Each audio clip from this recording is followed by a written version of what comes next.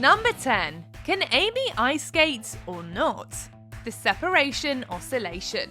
In the Series 9 episode, The Separation Oscillation, Sheldon, still feeling the pain of the breakup from Amy, goes to her apartment to return some of her belongings. I'm here to return your belongings. That's what people who've broken up do. And you didn't do your compulsive knocking ritual, so I would open the door. On the contrary, you no longer get to enjoy my charming eccentricities. One of the belongings happens to be a scarf, which, as Sheldon reminds Amy, she wore the time they went ice skating. You wore it the night we went ice skating, remember?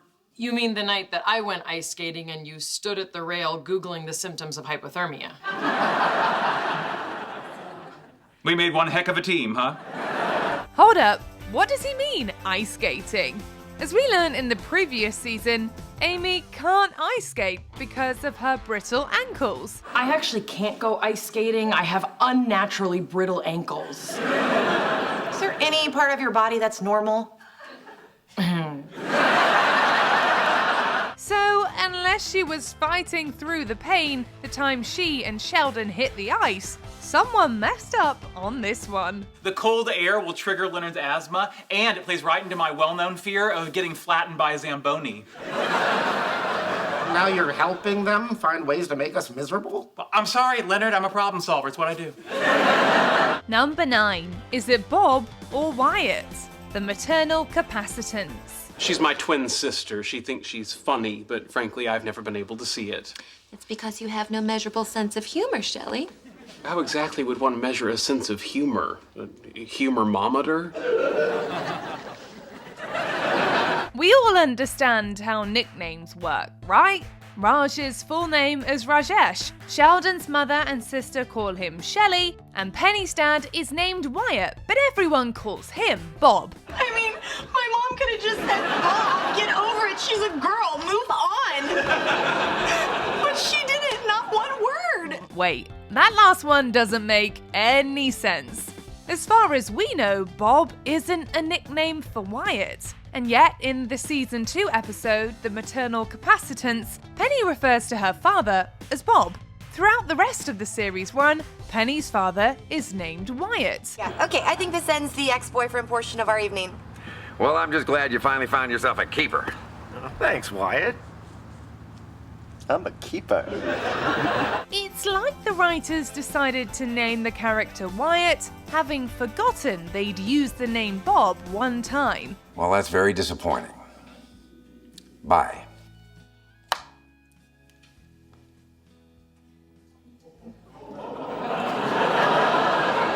Oh, hey, there's been something I've been meaning to tell you. Obviously, no one in that writer's room has an eidetic memory like Shelley. Number 8. Jenga continuity. The shiny trinket maneuver. Howard, Raj, and Leonard are playing Donkey Kong Jenga while discussing Howard's distress over the fact that Bernadette doesn't want to have kids. I'm still trying to wrap my mind around it. I always thought I'd be a dad someday. Well, me too. You're so caring. I've often pictured you guiding a young boy into manhood. After Howard makes his play, Raj makes his move and places Donkey Kong on top of the tower. But then, as the conversation continues forward, the gameplay jumps back in time and Raj repeats his previous play. There you go, Howard. Sounds like Raj will have your babies. Problem solved. Hey, just because a man shows caring for another man doesn't mean he's displaying the love that dare not speak its name. Then it's Leonard's turn, and he starts to tap at a piece of the tower. But instead of finishing, he sits back and Howard takes a turn. What are you gonna do? I don't know. I can't see a life where I don't have kids. I mean, people have kids. I mean, even Donkey Kong had Donkey Kong Jr. Now, given the important nature of the conversation, you'd be forgiven if you missed the multiple mistakes that take place within the gameplay. What's your mom gonna say if you call off the wedding? It'll kill her. On the other hand, if I don't give her grandchildren, that'll kill her too. So either way, on the mom front, I'm golden.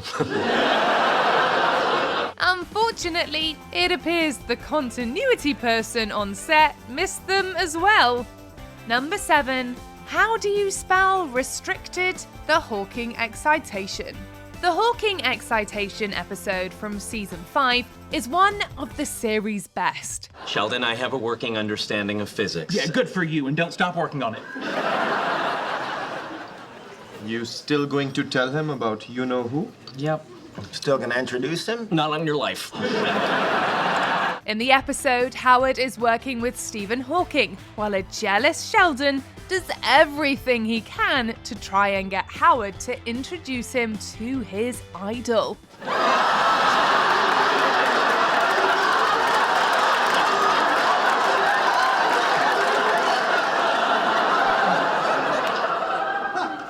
What are you all staring at? Have you ever seen a man try to get a meeting with Stephen Hawking before? While you can't miss the French maid costume or the shiny belt buckles, there is a spelling mistake that seems to have gone under the radar. Please, please, please, let me meet Hawking. I told you no. But I said I'm sorry. No, you said, would it help if I said I'm sorry? Unless, of course, there is such a thing as a restricted area. As you can see, the sign on the door to Howard's lab is missing an R. Sheldon, you're a condescending jerk. Why on earth would I want to do something nice for you? To go to Jewish heaven? Jews don't have heaven. Wait, then to avoid Jewish hell? We wonder if anyone got in trouble for the mistake. Number 6, he can dance. The agreement dissection. In the Gothowitz deviation, we learn 2 things about Sheldon Cooper. 1, there's probably a universe out there in which exists a clown Sheldon made of candy. And 2, Sheldon doesn't dance. Which posits the existence of an infinite number of Sheldons and an infinite number of universes. I assure you that none of them am I dancing. Are you fun in any of them? The math would suggest that in a few I'm a clown made of candy. While we can't confirm or deny the existence of Candy Clown Sheldon, we do know that Sheldon does, in fact, dance. And we know this because he says so the following season when the girls want to take him out to a club. I bet he looks like a spider on a hot plate. No, thank you. But for the record, I'm an excellent dancer, proficient in the rumba, waltz, and cha-cha. Really? That isn't the last time Sheldon shows off his moves either. Remember the high on cold medicine line dance and the trying to get Amy to have a baby with him flamenco? The flamenco.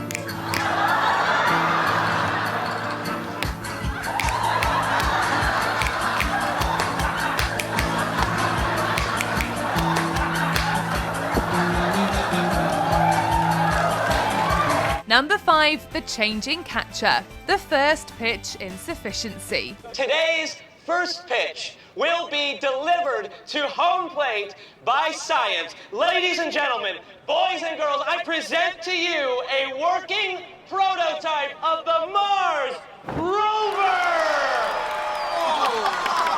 When Howard is asked to throw out the first pitch at an Angels game, he comes up with the idea to have the Mars rover carry the ball to home plate instead. And here's the windup. And the pitch.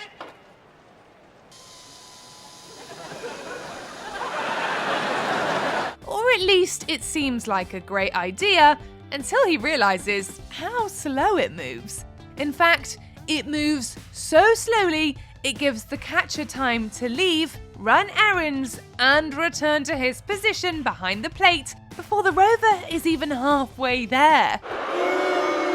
Okay, while we're waiting for the ball to arrive, here's some fun facts about Mars.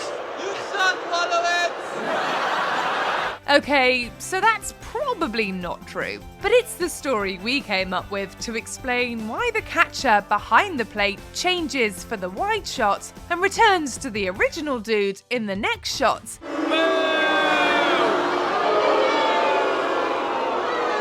Okay, booing isn't gonna make it go any faster.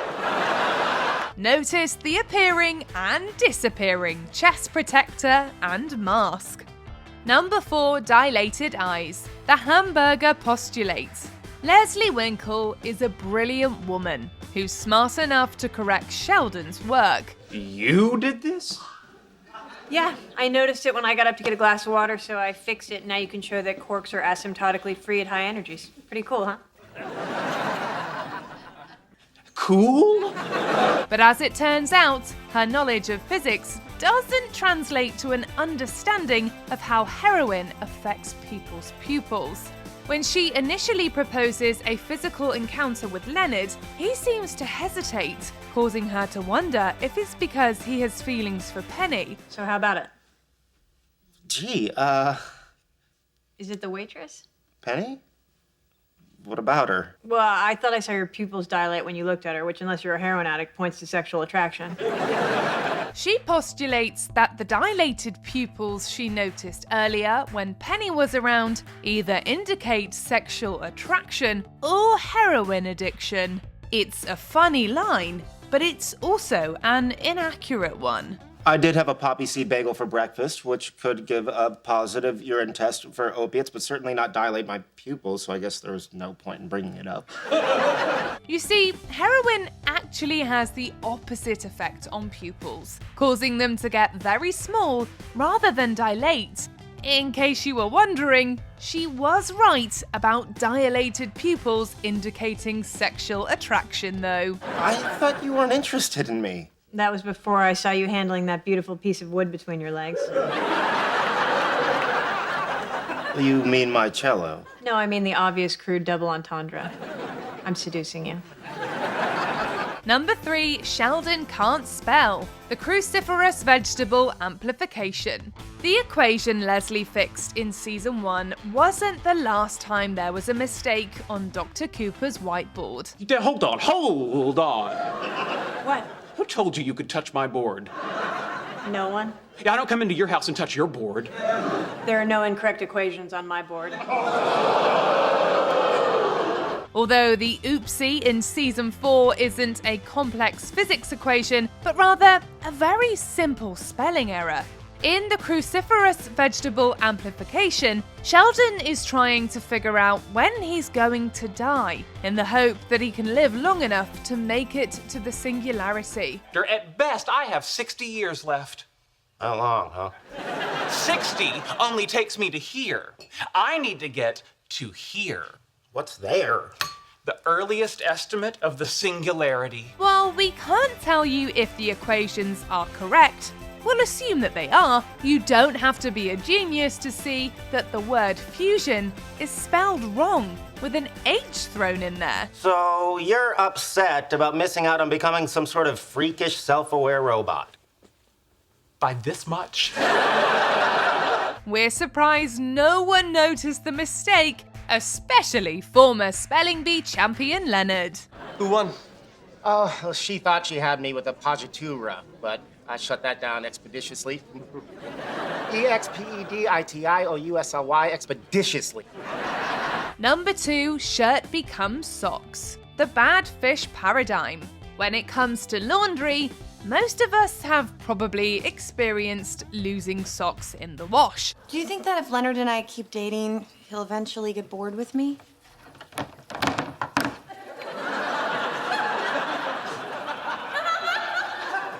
That depends. But have you ever had socks appear out of nowhere? Sheldon has, and it didn't faze him one bit. Follow along and see if you can spot the mistake. He was going on and on about this college and that grad school, and I didn't want him to think I was some kind of stupid loser. You thought the opposite of stupid loser was community college graduate? It begins with the blue t-shirt, which you can plainly see sitting on Sheldon's folding board. While he and Penny talk, you see Sheldon prepping the t-shirt for the fold. And then, socks. Yup, that just happened. But don't worry, the t-shirt didn't get away. After the magic socks, Sheldon again grabs the t-shirt and finishes what he started. You know, there are a lot of successful people in this country who are community college graduates. Yeah, but you were neither. Number 1, Sheldon's Superman mistake. the Big Bran hypothesis. We need to warn you that this one is shocking and may cause distress among fans of the show. Hold on, Doctor. Leonard, where are your social skills? This man is clearly upset. We should invite him in for a hot beverage. So sit down in your spot, make yourself a warm beverage, and let's do this. We know that Sheldon knows a lot about superheroes and has an eidetic memory. If you don't have any other plans, do you want to join us for Thai food and a Superman movie marathon? A marathon? Wow, how many Superman movies are there? You're kidding, right? And with traits like that, you'd think he'd be able to remember a classic scene from a classic superhero movie. But as it turns out, he can't. Let's listen to him describe the scene. Lois Lane is falling, accelerating at an initial rate of 32 feet per second. Superman swoops down to save her by reaching out two arms of steel. Miss Lane, who is now traveling at approximately 120 miles an hour, hits them and is immediately sliced into 3 equal pieces. Now let's watch the scene. God, look up there. What the hell's that? Easy, miss. I've got you. You've got me! Who's got you? Not only does Superman fly up to save Lois, rather than swoop down, Ms. Lane is way more than 2 feet above the ground when he catches her. We call that a super mistake. Did you enjoy this video? Check out these other clips from MsMojo and be sure to subscribe and ring the bell to be notified about our latest videos.